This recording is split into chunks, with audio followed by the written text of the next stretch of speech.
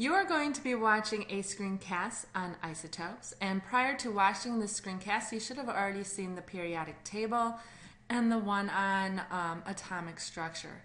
You may have also completed the POGIL activities on the periodic table, isotopes, and average atomic mass.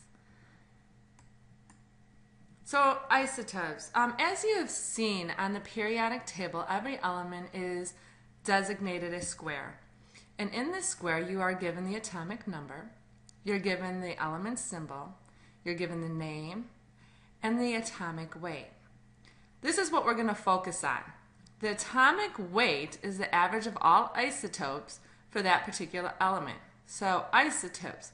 What is an isotope? An isotope is an atom with the same number of protons but different number of neutrons. So if we are changing the number of neutrons, that means that the mass will also change, because the atomic mass is the number of protons plus the number of neutrons. And you're going to want to reference your POGIL activities that you should have completed, the isotopes and the average atomic mass. So just some examples of isotopes. We have the isotopes of carbon. And before you move on, let's look at the structure. So in the middle we have a nucleus, and inside the nucleus we have neutrons and protons. And the neutrons are exhibited by the red circles here, and the protons represented by the blue. So if we're looking at carbon, we have carbon 12, and the number that follows the name is the mass number. This is a stable atom. It has 6 protons and 6 neutrons. Leading us to carbon 13, again, the name followed by the mass number. Also considered to be stable. It has 6 protons and 7 neutrons. So what you will see here is the number of protons is the same. However, the number of neutrons is different.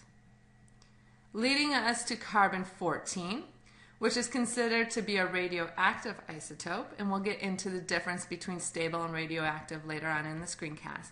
But what you'll notice is they also have the same number of protons but different number of neutrons.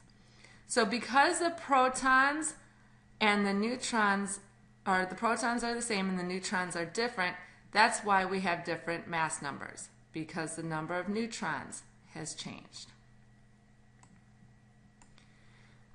So when we're filling out a chart, say I want you to tell me how many protons, electrons, neutrons, what's the mass of the isotopes that I'm given to you. I'm going to show you an example again using carbon. We have carbon 12, carbon 13, carbon 14, just like in the previous slide. And you need to fill in the number of protons, let's say. Well, the number of protons, as you have learned, equals the number, atomic number found on the periodic table. So you're just looking at the periodic table, get the atomic number, and what you'll see is atomic number of carbon is 6. And then for the number of electrons, it will equal the number of protons since it's a neutral atom. There's no charge, so those will also be 6. Now to figure out the number of neutrons, you're going to take the mass number minus the number of protons. So in this case, we have 12 minus 6 giving us 6 neutrons. We have 13 minus 6 giving us 7. And then 14 minus 6 giving us 8.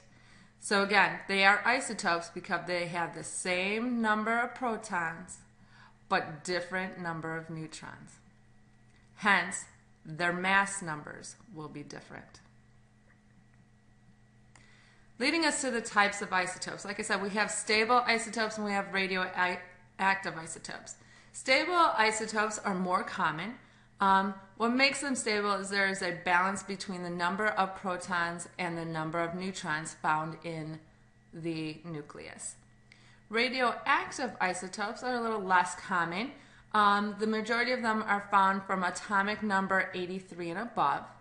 They are considered not stable, meaning bits of the nucleus come flying out. We'll elaborate more on that later on.